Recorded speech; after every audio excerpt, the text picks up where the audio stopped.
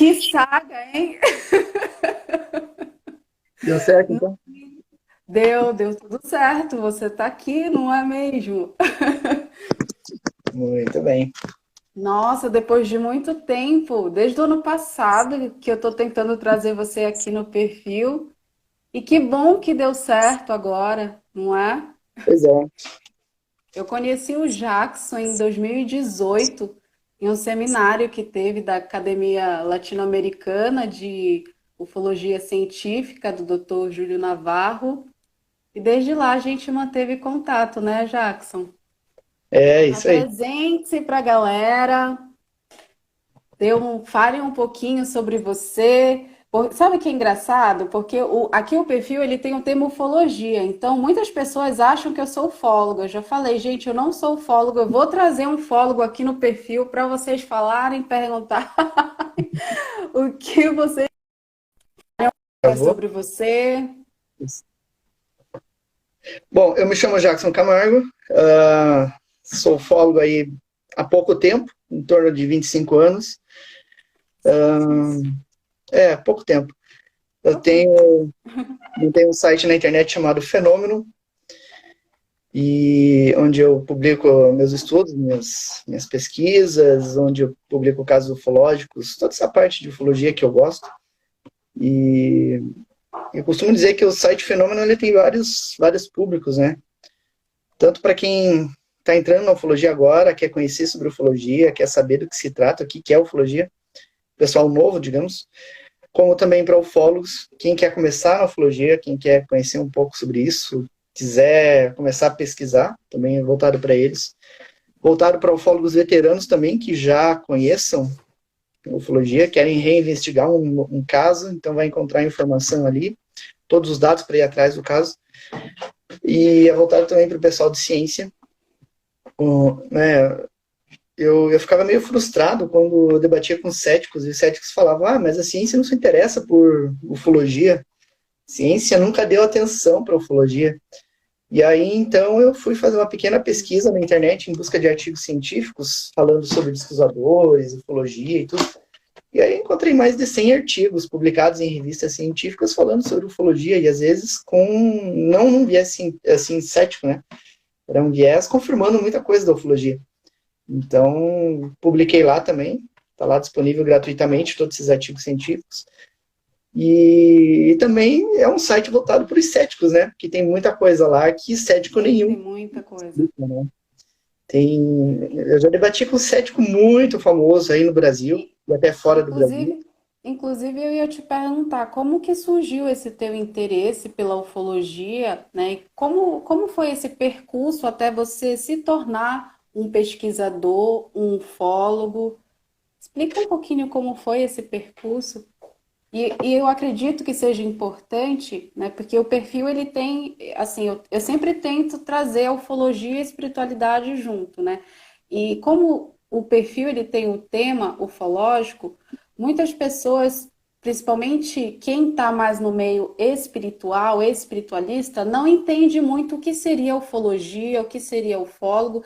Então, aqui no perfil nós temos muito iniciantes.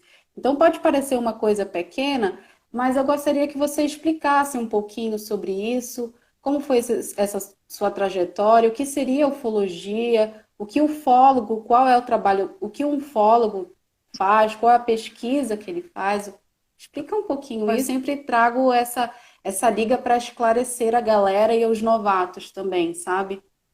Bom, o meu interesse na ufologia começou com experiência pessoal, né? Acho que a maioria também das pessoas é também por experiência pessoal. Porque eu vi uma nave a curta distância, né, sobre a casa da minha avó, eu morava num sítio na época, e nesse sítio não tinha energia elétrica. Foi ter energia elétrica agora em 2005. Antes disso não tinha energia elétrica, nem água encanada lá onde ela morava. E a cidade mais próxima é 17 quilômetros da casa dela. Então o céu era muito estrelado, era muito escuro à noite. Então havia um objeto que pairou em cima da casa dela. E aí isso me despertou o interesse, né? Depois falando com amigos na escola, me contando, mas o que você viu é disco voador, tudo. Aí isso me despertou ainda mais curiosidade. E daí então eu participei de grupos de eventos ufológicos que eram programados pelo Rafael Cury aqui de Curitiba. E daí eu tive a oportunidade de conhecer o pessoal que eu estava vendo na televisão, né, nos programas falando sobre ufologia e tudo. Aí descobri a revista UFO também, comecei a ler a revista UFO. E isso eu tinha, quando eu comecei a ver a revista UFO e ver as reportagens na TV, eu tinha uns 10, 11 anos de idade, né? E nunca imaginei que um dia estaria no meio deles, dando palestra também, sendo amigo deles, né? E convivendo com eles, saindo para jantar, indo na casa, sabe? Foi uma coisa assim, que eu não podia imaginar que ia chegar assim, de ser aquela pessoa que eu, assim, meio que idolatrava no passado, assim. Então foi bem gratificante, né? E não foi assim, com esse interesse, assim, que eu fiz, né? Que eu virei ufólogo. Eu queria pesquisar mesmo, mas uma coisa levou a outra, assim, e agora eu tô nesse meio e é muito gratificante isso, sabe? E, e daí é interessante que, como ufólogo, eu tive várias vivências estranhas, de histórias curiosas também, por exemplo, há muitos aí já devem ter visto falar daquele abduzido Antônio Alves Ferreira, que no evento de ufologia narrou as experiências dele e não tinha, ele contava, a experiência estava duvidando, né? Falou de dons telepáticos e coisas que ele tinha adquirido. Aí eu desafiei ele mentalmente, achando que ele ia me ouvir, ele ouviu, fez o que eu quis, o que eu pedi para ele fazer no evento, e isso me surpreendeu muito. Teve também outra vez que eu estava O fazendo uma que expansão, gera, uma coisa seguiu assim no meio da estrada, lá onde minha avó morava mesmo. Eu andando sozinho no mato à noite com binóculo embaixo do braço e alguma coisa passou e bateu no binóculo.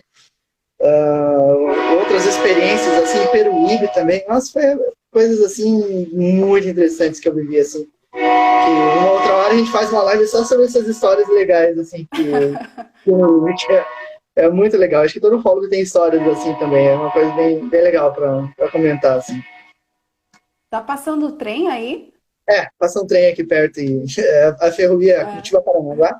Não, Então essa mas época. é legal tu falar nesse desafio do Antônio, que ele falou que tinha dons telepáticos, porque geralmente nos casos de abduções, os abduzidos eles sempre relatam ter algum tipo de paranormalidade, ou telepatia, ou clarividência. E é interessante tu falar isso, esse desafio. Mas é uma longa jornada, 25 anos É, também é muita coisa, né? E explica um pouquinho como que funciona essa pesquisa mais científica, assim, dentro do meio ufológico. olha, a pesquisa científica da ufologia, ela, assim, ela é, em partes, assim, um pouco difícil, né? Porque a ciência, às vezes, ela é muito omissa em relação à ufologia. Por exemplo, digamos assim, que ocorra um fato ufológico, né? E exista algum tipo de elemento ali que a gente possa fazer uma análise em laboratório. Se você coletar aquilo e levar no laboratório e disser, ó, aconteceu um fato ufológico assim, assim, assado, tem essa amostra que vocês analisassem. Eles vão criar um monte de barreiras para fazer essa análise.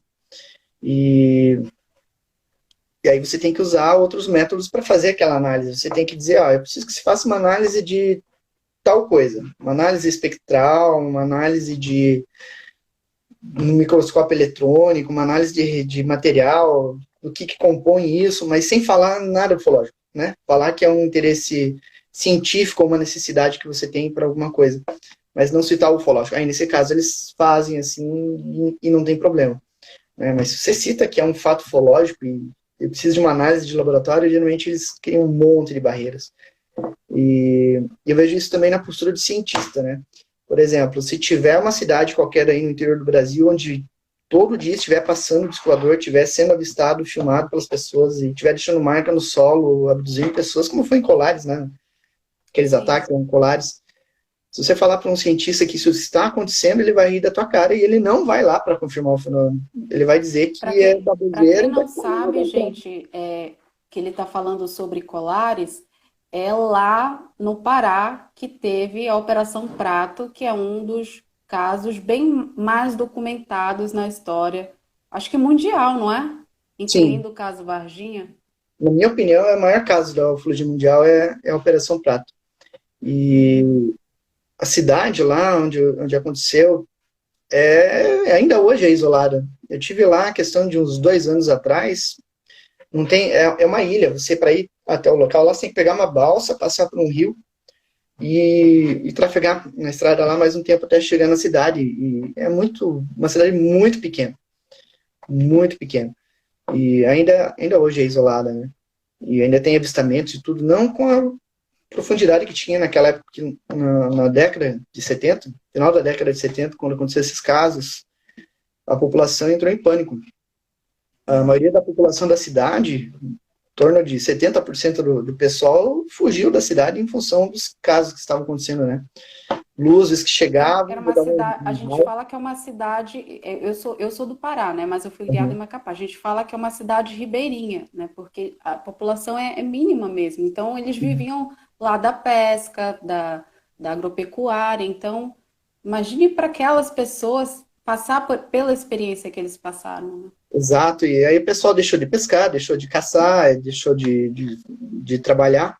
Começou a faltar produtos na cidade, e as pessoas começaram a fugir da cidade também. Chegou a um ponto que a cidade só tinha 3 autoridades. Tinha o padre, a médica da unidade de saúde e o prefeito, porque até o delegado já tinha fugido.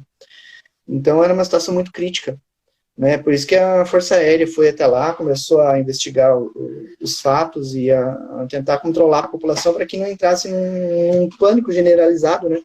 Uma histeria coletiva, as pessoas começassem a entrar em pânico mesmo, né? Aquilo que os governos evitam que aconteça quando se trata de fenômeno UFO, né?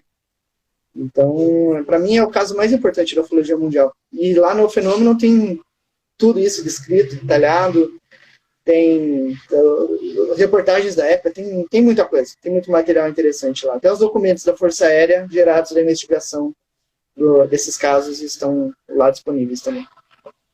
Muito bom. E deixa eu te perguntar, assim, fora esses casos mais conhecidos, assim, você teve a oportunidade de ir a campo ou estudar algum caso de abdução ou contato específico? E se sim, teve algum caso em que mais te trouxe algum impacto, assim, forte? Bom, Interessante. sim, em 1996, 97, 1997, eu tinha acabado de participar de um evento aqui em Curitiba e tinha decidido criar um grupo para investigar mesmo, né? Eu decidi criar esse grupo, digamos, na segunda-feira, só que eu não tinha falado para ninguém, estava organizando tudo para que esse grupo acontecesse, né? Uhum. E aí, quando chegou na quarta-feira, a minha madrinha, chegou para mim e falou, ó, pousou um negócio desses aí que você gosta, pousou lá perto de casa e deixou umas marcas no solo. Uns negócios Aí, aí que você gosta. aí eu achei isso já, assim, bastante interessante, né? Porque eu fui no grupo ufológico, 3 dias depois já desce um disco voador para investigar, e aí eu fui até o local, e lá onde a minha madrinha mora, eu já tinha ido lá e já conheci alguns vizinhos lá, né? E, inclusive, os vizinhos onde tinha descido esse objeto. O que aconteceu é que foi uma sonda que desceu, ela foi em direção a uma árvore, desviou da árvore, chegou quase tocando no solo e depois subiu de novo, indo em direção à casa de outra vizinha. E depois eu coletei amostras de grama do local onde a sonda passou, ela deixou em torno de 1,5 metro de queimada em linha reta. E essas duas crianças, uma delas viu o objeto descendo, passando e tudo. Daí ele gritou para a irmã, que foi lá e não viu o objeto, mas viu as chamas que o objeto deixou, né? Uhum. E aí as duas crianças, depois que os pais delas chegaram, questão de meia hora depois, começaram a passar mal com sintomas de intoxicação radioativa, né? Alguma coisa assim. E aí, coletando as amostras no local, eu descobri que tinha a grama que estava chamuscada, ela cozinhou de dentro para fora. Como se fosse um ovo. Quando você coloca um ovo no micro-ondas, ele cozinha de dentro para fora, né? Por causa do Sim. aquecimento das moléculas d'água, né? Então ela apresentava-se cozida. Gente, esse é meu gato, ele é todo carente, ele é bem safado, ele vem pedir carinho aqui. E aí A então gatinha ele, eu tive que colocar dentro do quarto para ela não para ela deixar eu fazer a live, senão ela faz a mesma coisa. aí ele, aí eles chegaram até ir para o hospital, né? As duas crianças, a grama ficou chamuscada e dentro da marca, no local onde o objeto provavelmente tocou, no solo, havia um pedaço de laranja que era embaixo da laranjeira. Tinha uma laranja que ela estava estourada, estourou pelo calor do objeto. Dentro só tinha suco, porque todos os gomos haviam estourado por causa da pressão, né? E aí a casca do objeto ela endureceu e ficou bem rígida, parecia até pedra, de tão rígida que ficou. Uhum. E aí, conversando com o pessoal, né, sobre o que eles achavam que era isso, aí eles falavam, eu acho que isso é aquele pessoal que veio buscar a senhora aqui do lado, a Maria. E daí eu achei isso meio estranho, essa história de Maria, como assim buscar ela? Daí eles contaram a história dessa senhora, né? A vizinha, na direção onde essa sonda tinha ido. Aí eles falaram que essa senhora, ela tinha ido para a praia no mês de abril de 1997, e na Praia de Leste, que é aqui no litoral do Paraná, com toda a família. Então, a família, em torno de 15 pessoas, estavam todos na casa, por volta da meia-noite, todos conversando, brincando, fazendo churrasco, jogando carta e tudo. E nisso eles viram um objeto do tamanho de um ônibus sobrevoando próximo à casa deles. Uau! E todos ficaram olhando aquele objeto passando. E essa senhora, ela ouviu um zumbido no ouvido e ela meio que entrou em transe. E aí ela saiu da casa e foi até a praia, que ficava ali perto. E ninguém viu ela saindo. Só se deram conta de que ela tinha sumido quando já estava amanhecendo, né? E aí, quando ela chegou nessa praia, ela viu esse objeto se aproximando, desceu perto de onde ela estava e saíram dois tripulantes desse objeto, um macacão em cinza e a pele.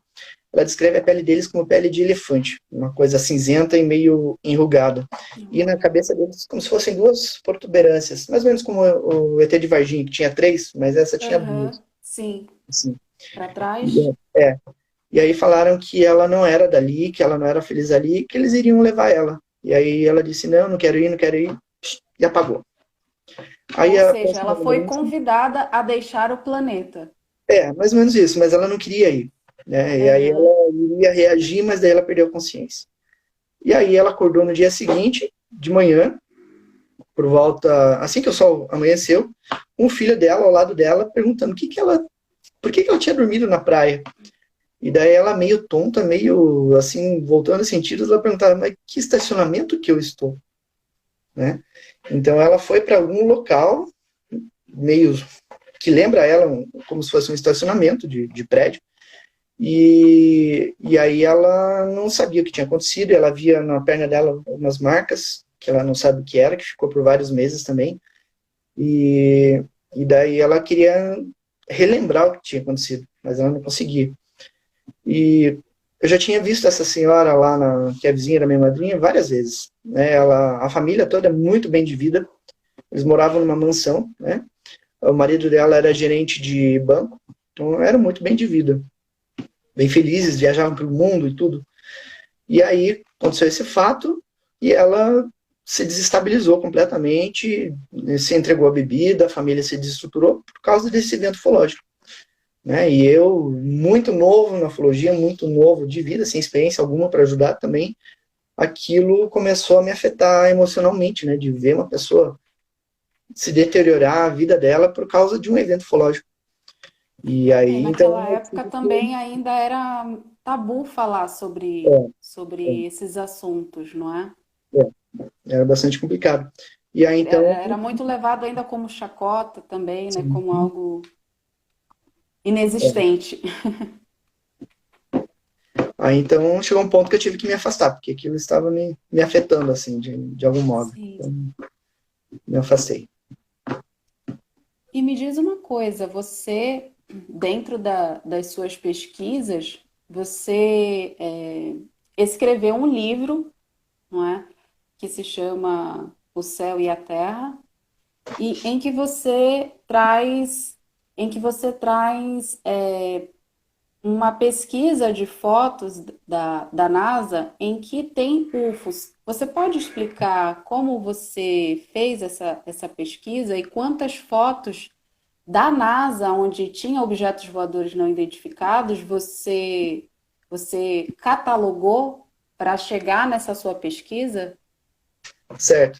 E Essa falar um pouquinho pesquisa, sobre o livro, né, que você essa escreveu. pesquisa, ela surgiu em 2005. Ela começou em 2005, 2004, por aí, finalzinho de 2004, quando eu queria escrever um artigo lá para o site mostrando fotos da NASA sobre envolvendo UFOs, né?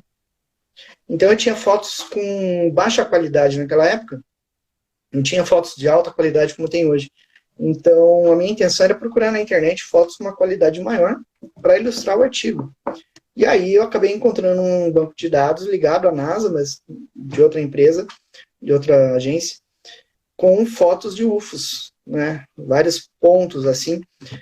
Na época eu rotulei como UFO, aqueles objetos, eram várias centenas de fotos, e escrevi um artigo, publiquei na revista UFO, publiquei no site também, inclusive, e depois encerrou aquele tema, entrou em debate várias vezes, inclusive astrônomos elogiaram o artigo pela forma como foi apresentado, como foi escrito. E aí, em 2015, surgiram outros dois sites com as mesmas fotos, com uma qualidade muito mais alta. Naquela época, no primeiro artigo, eu tinha fotos em torno de 715 pixels de altura e largura, né? Agora não, eu tinha fotos com 5.000 pixels de altura e largura, com resolução de 300 dpi, então eu consegui aproximar muito a imagem e ver a qualidade do objeto, ver detalhes do objeto, inclusive. E aí eu descobri que muitas fotos que eu tinha publicado na época como UFO, porque eu não conseguia identificar, não consegui descobrir do que se tratava, nessa nova investigação eu consegui identificar como sendo um pedaço de foguete, alguma fagulha, ou mesmo com uma luz não identificada, propriamente dita. E aí eu descobri uma série de outras fotos ainda mais impressionantes. E descobri material também de outras missões. Naquela época eu tinha feito só das missões Apollo, aí eu consegui das missões Mercury, Gemini. Então, fotos muito interessantes, fotos de objetos, inclusive sólidos, com fuselagem, com detalhes na fuselagem. Então, coisas bastante interessantes que ninguém tinha na comunidade ufológica ainda. Então, eu tinha que apresentar isso de uma forma impactante, né? E aí, continuando a investigação, eu descobri vários arquivos em PDF da NASA contendo as comunicações. Tudo que os astronautas falavam a bordo da nave, eu falava com o centro de controle, foi registrado, foi gravado, foi transcrito e colocado nesses arquivos pela própria NASA. Eram documentos confidenciais, secretos, que a NASA liberou e manteve num site lá sem divulgar para ninguém. Estava lá porque ela tinha que cumprir a lei. A lei determinava que esses documentos tinham que vir a público. Então ela colocou lá e ficou quietinha.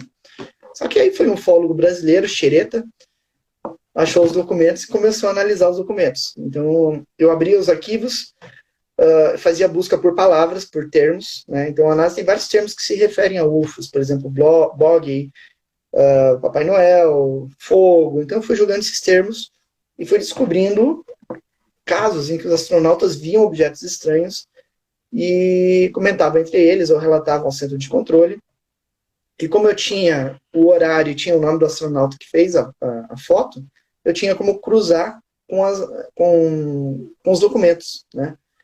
Eu tinha as informações dos dois, então eu tinha como cruzar a informação. Então eu peguei vários casos em que o astronauta fala assim, por exemplo, estou vendo duas luzes contra a superfície da Terra, estão se deslocando, não sei o quê. E aí eu olhava no acervo de fotos, estava lá a foto de dois objetos, no mesmo dia e horário, na mesma missão, mesmo astronauta. Então eu conseguia cruzar essas informações, né? Uma coisa confirmando a outra. E consegui também outros documentos, por exemplo, quando a primeira missão que saiu da Terra para ir até a Lua foi a Apollo 8, que foi até a Lua, circundou e voltou. E aqui na Terra, vários astrônomos apontaram os telescópios para a Lua, acompanhando a nave, indo em direção à Lua. E alguns fotografaram, inclusive. E aí, eu consegui uma coisa bem interessante, porque o laboratório astronômico naval dos Estados Unidos conseguiu fotografar a Apollo 8 indo para a Lua e 4 luzes ao redor da cápsula atrás dela, acompanhando ela. E aí o centro de controle mandou uma mensagem em código para os astronautas, falando que eles estavam sendo seguidos por Papai Noel e vários bichinhos, que depois esses bichinhos se afastaram. Isso está nos documentos transcritos, né? Papai Noel existe, né? É, e aí os astronautas chegaram na Lua, eles viram os objetos, fotografaram os objetos, e aí informaram o centro de controle que Papai Noel existe, né? E está lá com foto, ninguém conhecia as fotos ainda, então eu consegui fazer esse cruzamento de dados, informações, com várias fontes diferentes ali, e aí eu falei, opa, isso tem que ser perpetuado, então vou escrever um livro. E aí saiu o livro. A primeira versão dele chama-se Entre o Céu e a Terra, uma história de aventura, mistérios e UFOs, e agora ela foi relançada na revista UFO, com o nome UFOs no Espaço e na Lua, que é este aqui, tá? É Tá com vendido nova pela revista edição UFO. agora. A nova edição. Inclusive tinha alguns dados que eu precisei corrigir, e agora a nova versão está com essas correções. E para quem quiser adquirir o teu livro, tá no site da revista UFO? Sim, vende pela revista UFO ou pode comprar Uhum. comigo. Se for comigo, vai autografado. Eu mando autografado na casa da pessoa. Daí Então, quem para quem quiser. quiser adquirir o livro dele, gente, é só entrar em contato com ele ou também pode entrar em contato comigo, que daí eu faço a intermediação, tá bom? Isso aí, só entrar em contato, procura por e-mail, no Facebook ou aqui no Instagram mesmo. É porque é Aí uma pesquisa muito vasta, né? Foi quantas fotos que você analisou? são de fotos, né, em torno de 50 mil fotos das 3 missões, Mercury, Gemini e Nossa, é Apollo. muita Olhando coisa mesmo. uma após a outra, né? Uma a uma. Foram alguns meses analisando fotos. Parabéns pelo seu olhar analítico, viu? Porque Obrigado. é E ainda muita coisa. fazendo a parte com vídeos ainda que eu estou enrolando para começar, mas uma hora vai ter que começar. E vai ser reveladora também. Aqui no perfil a gente recebe muito relato, muito vídeo, muita foto de pessoas que têm algum tipo de avistamento, porque o objeto voador não identificado, ele pode ser qualquer coisa, inclusive não ser um disco voador, ou pode ser um disco voador, né? Então, qual seria o critério? Isso é uma pergunta que sai muito aqui no perfil, né? Manda a galera tipo, ai, vi uma coisa no céu. Você pode me dizer o que é? E assim, a qualidade da foto é tipo muito baixa, ou o vídeo, a foto tá muito escura, você vê uns pontinhos, sabe? Assim, às vezes as pessoas veem um drone, um balão, ou aí, ai, tô vendo disco voador, tô vendo nave e tal. Então, tem como tu falar para o pessoal se tem algum critério quando você tem algum tipo de avistamento, seja ele qual for, principalmente o C1, né? Os OVNIs a 150 metros que são mais comuns. Então, quando uma pessoa vê um objeto, é interessante observar as características dele para eliminar as possibilidades, né? Então, o que pode ser, quando a pessoa vê alguma coisa, o que pode ser aquela observação? Pode ser um avião, pode ser um balão, pode ser um drone, pode ser satélite. Agora tem a rede Starlink, que parece um trenzinho de luzes voando, Boa. né? Acontece Inclusive, eu já vi também. Eu falo, nossa, tô vendo disco voador, não. Aí depois eu lembrei, Starlink. exato. Nas lojas virtuais de aplicativos tem um programa chamado Heavens Above. Esse sistema ele mostra a posição de satélites em tempo real, né? Todos os satélites, inclusive ISS, rede Starlink, ele mostra dia e horário onde está. Então, se a pessoa vê algum objeto estranho, ela pode consultar nesse sistema e ver se tem algum satélite na posição em que ela observou. Além disso, tem também sistemas de mapa estelar, que mostra o que é o objeto que a pessoa está olhando. Se for um planeta, se for uma estrela muito luminosa, aparece no mapa, né? E aí ela pode descartar também. Se for estrela, bom, todo mundo conhece estrela, né? Que vai ficar cintilando no céu e tudo. Agora, planeta, ele se comporta de uma forma diferente, ela é uma luz contínua, ele não fica cintilando, ele fica sempre naquela posição, né? Então, se a pessoa viu aquela luz, depois na semana, no dia seguinte ela viu o objeto na mesma posição, ou mudou um pouquinho para cima, para baixo, geralmente é um planeta. E também observar a posição onde o Sol passa no céu, né? O Sol passou sempre, em casa, por exemplo, ele sempre passa nesse sentido, leste-oeste, né? O planeta vai seguir o mesmo princípio. Se o Sol passa aqui e a luz estiver aqui, opa, isso aqui não é um planeta, porque o planeta ele vai seguir o mesmo caminho do Sol no céu, tá? Então, um planeta não vai ser visto ao norte, não vai ser visto ao sul, é sempre no mesmo caminho do Sol e da Lua. Ele não vai sair disso. Mas se tiver dúvida, é só olhar em mapa celeste. Tem mapa celeste também na internet. É só acessar e colocar o seu local, onde você estava. Ah, estava em São Paulo. Coloca lá São Paulo, você vai ter o céu no dia e horário em que você fez a observação. Agora, se aquele objeto se deslocou, ele está vindo em linha reta, está vindo, de repente apagou. Isso geralmente é satélite. Quando o satélite ele sempre anda em linha reta e de repente ele apaga quando ele entra na sombra da Terra. Agora, se ele cruzou de um lado a outro e não apagou de noite, né, por volta da meia-noite, então não é satélite, porque o satélite ele vai ser visível até mais ou menos 2 horas e meia depois do pôr do sol ou antes do nascer do sol. Por volta da meia-noite você não vê o satélite, porque ele só vai refletir a luz do sol. Se ele está do lado oculto, na sombra da Terra, você não consegue ver, né? Então, se vir um objeto assim, cruzando o céu por volta da meia-noite, não é satélite. No começo do ano passado, inclusive, eu estava lá no interior, lá onde minha avó morava, e eu estava com um binóculo, com um telescópio instalado para observar o céu, e de repente vi uma luz vindo, isso por volta das 10h30, 11 horas, e ele vindo, e de repente ele lançava umas luzes, e vindo, lançava uns farolões para baixo. Isso o satélite não faz. É o satélite, aquela luz constante, parecendo uma estrela, né? Avião, se for avião, ele vai ter aquelas duas luzes, na esquerda, direita, né, nas cores verde e vermelho, e vai fazer aquela Tem rota as rotas também, né? Isso, rotas aéreas, na internet se encontra as rotas aéreas também. Que mais? Geralmente é isso. Uma vez, o nosso grupo estava fazendo uma vigília aqui na Serra do Mar, e aí todo mundo com os equipamentos instalados, telescópio, binóculo, máquina fotográfica, filmadora, né? Por volta das 3 horas ninguém viu nada. Vamos embora. Aí colocaram as coisas no carro. Quando estavam guardando as coisas, de repente apareceu uma luz muito forte. Nossa, um UFO! Nossa, descovador, todo mundo naquele desespero pegando as coisas para apontar. Aí, de repente, começa a ouvir o barulho das turbinas. E faz a curva.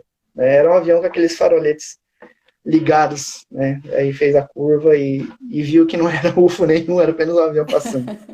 Mas acontece quando até o ufólogo se engana de vez em quando. Porque, assim, a galera, ela quer muito ver um OVNI, sabe?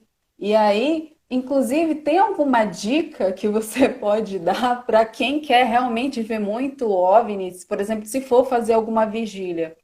Qual é o básico de uma vigília?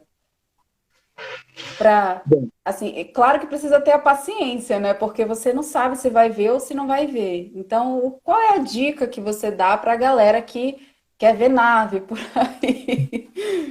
Bom, são várias as dicas, né? Primeira coisa, não fazer uso de nada alcoólico, nada de drogas, nada. Nem Sem no chá, droga, gente.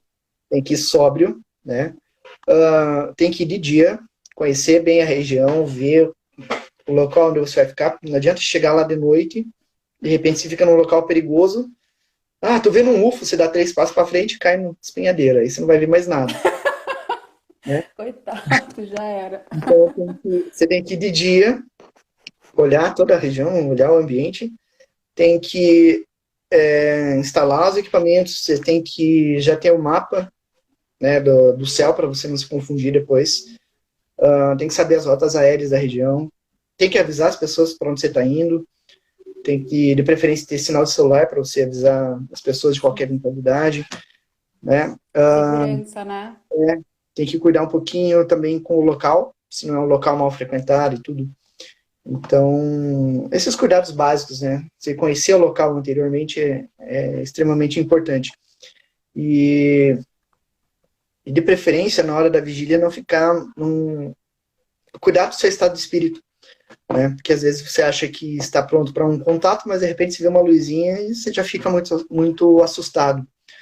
Ou às vezes já aconteceu de ir para uma vigília e uma pessoa na vigília começar a contar histórias de assombração e tudo.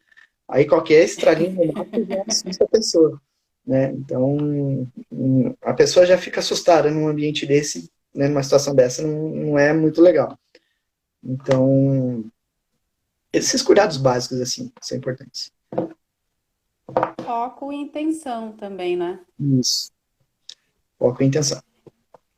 E me fala um pouco para a galera você já desenvolve um trabalho também dentro do portal Fenômeno, então fala para a galera que quiser acompanhar o teu trabalho também, como funciona o portal, o que que a galera pode encontrar lá. Lá tem muitas coisas, né? Tem bastante coisas. Vou até Inclusive, colocar o endereço aqui para quem quiser acompanhar. isso, no site eu tenho várias sessões assim que eu trato com muito carinho. A seção de casos, tem mais de 200 casos lá expostos, casos que a gente investigou ou casos importantes da ufologia brasileira, abordados com muita profundidade. Eu gosto de apresentar os detalhes de cada caso, assim, coisas minuciosas, até porque se vai um cético lá, eu quero que ele explique aquilo, né? Por exemplo, o caso Barney e Betty Hill, tem pessoas famosas aí do meio ufológico, que não são ufólogos, mas que adoram dar palpite na ufologia, vêm falar que o caso Barney e Betty Hill é um caso fraudulento, né? Aí lá eu exponho os detalhes do caso, por exemplo, o mapa que ela desenhou da posição das estrelas de onde os alienígenas vêm, que depois foi confirmado por um astrônomo com novas informações que vieram depois da abdução dessa mulher, depois que ela desenhou o mapa. E o mapa é usado até em aulas de astronomia hoje em dia. E fora outros detalhes de ferimentos e danos nos equipamentos que eles tinham na época, causados pela abdução.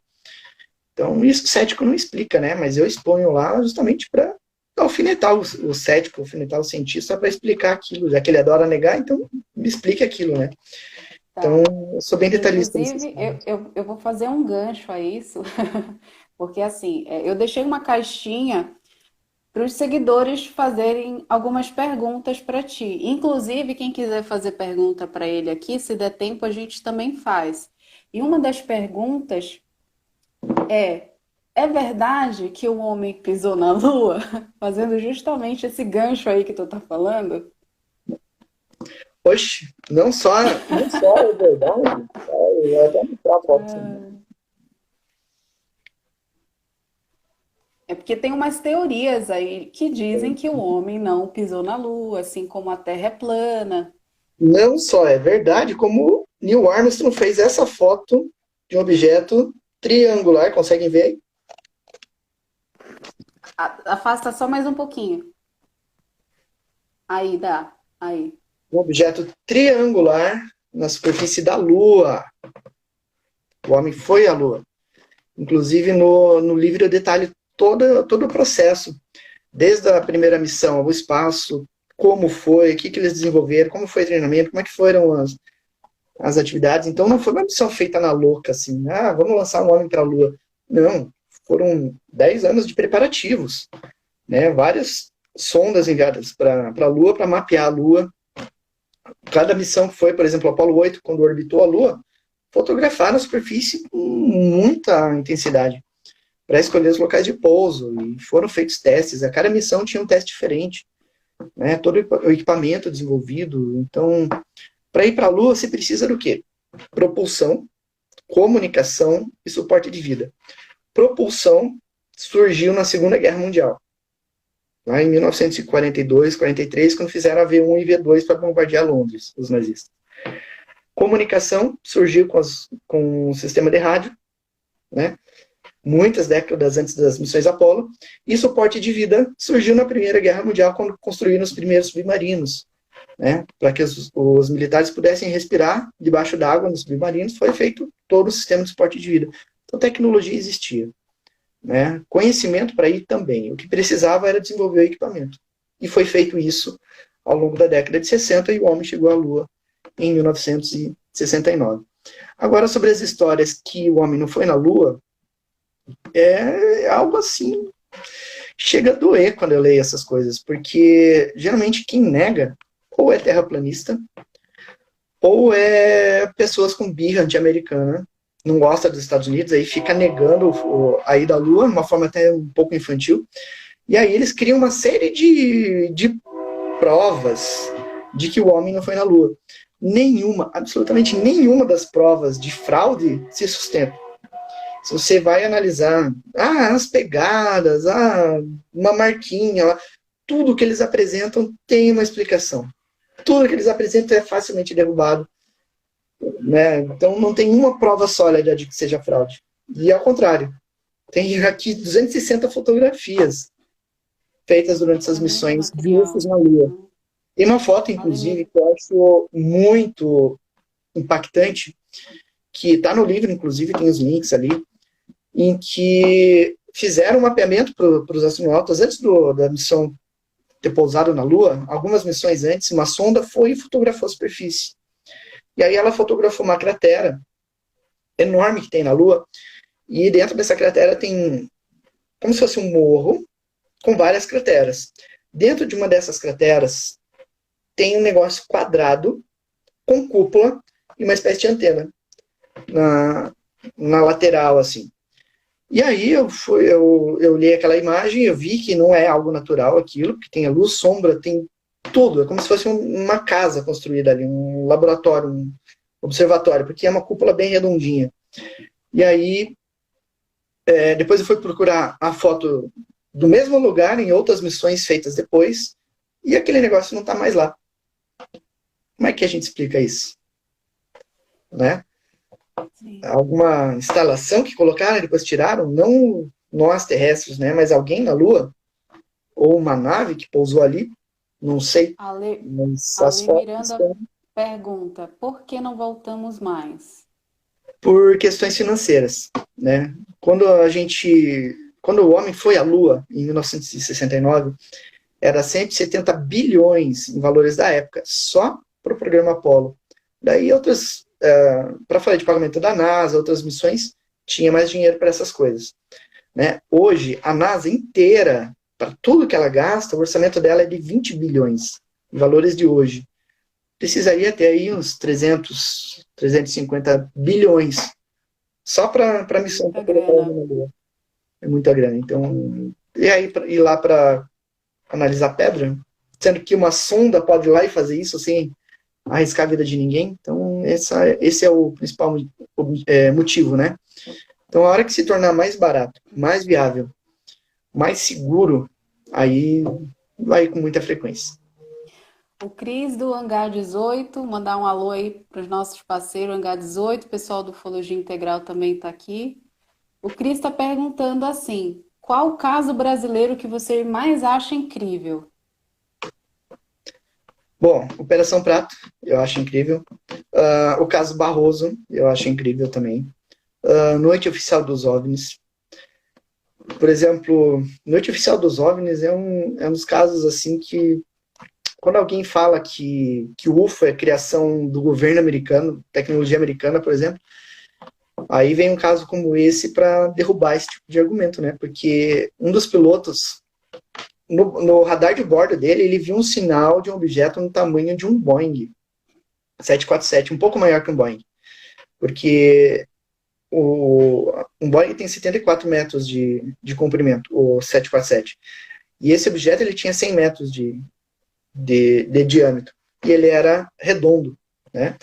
E detalhe, os objetos na noite oficial dos OVNIs atingiam um Mach 15, 15 vezes a velocidade de som. O avião mais rápido que a gente tem hoje voa 5, velocidade 5 vezes a velocidade de som.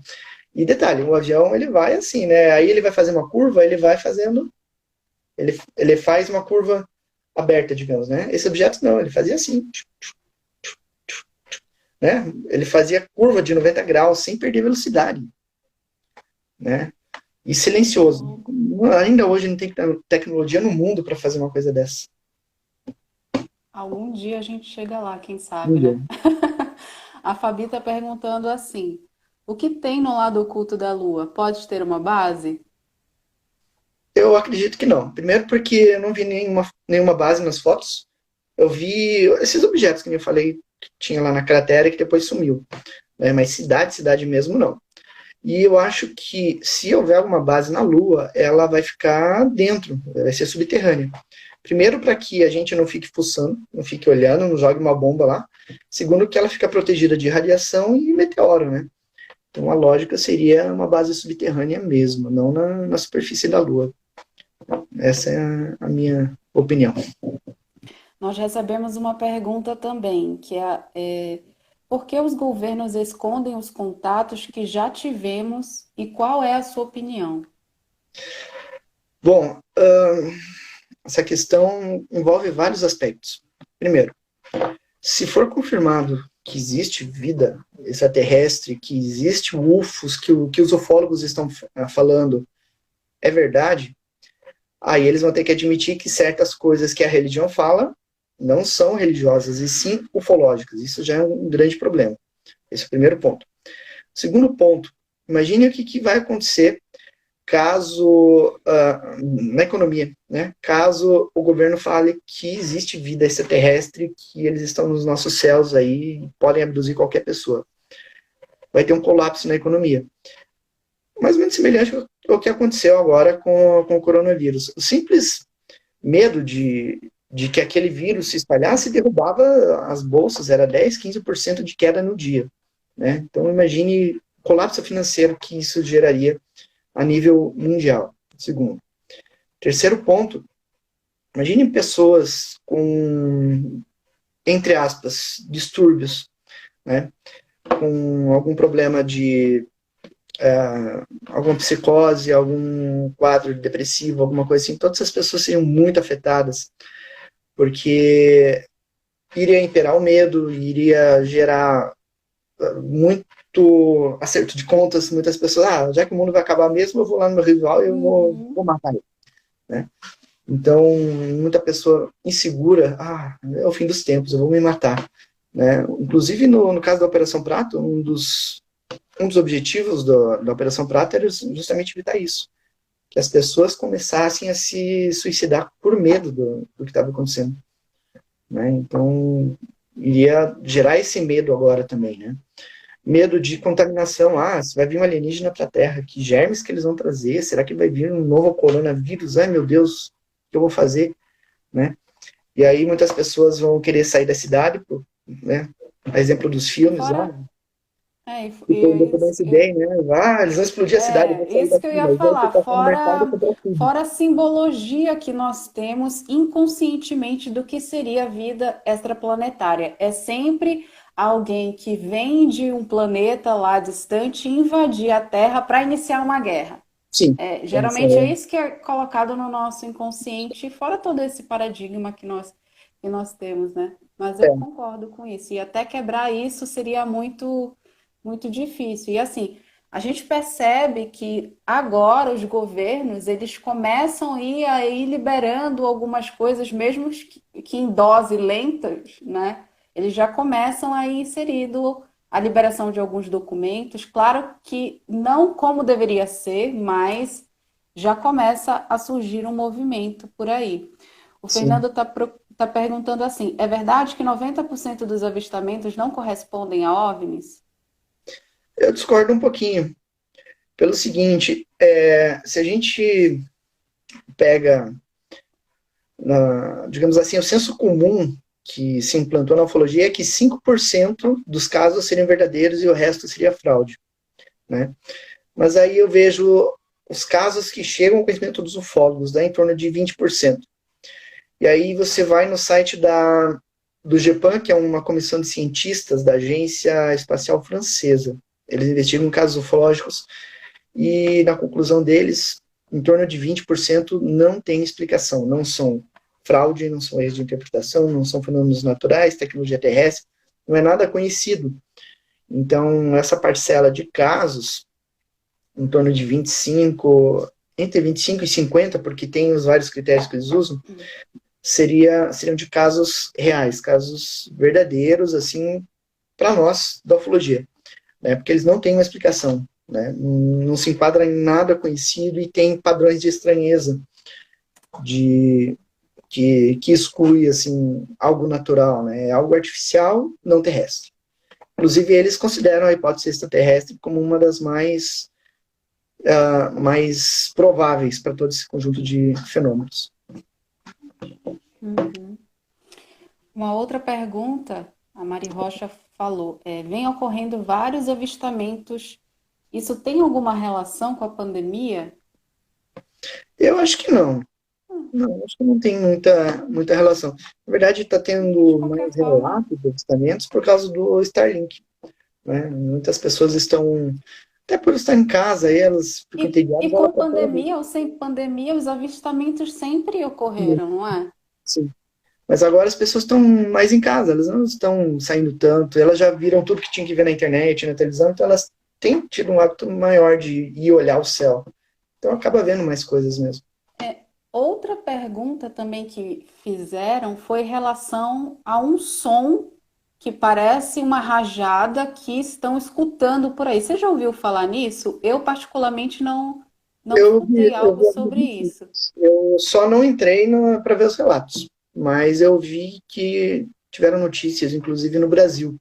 Só que isso pode ter várias origens, né?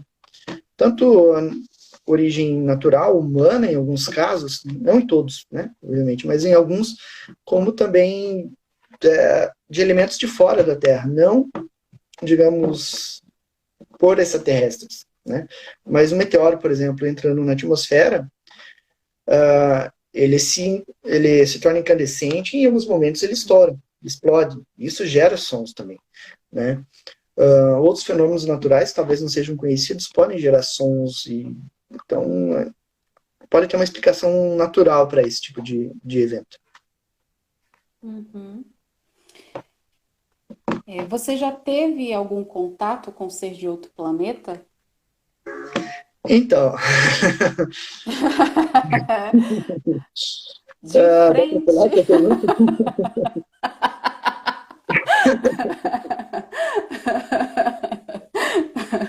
Pode falar, pode falar. Então, Aqui é o local. sim, já tive algumas experiências assim, a maioria, praticamente todas assim, eu não abro assim publicamente, né?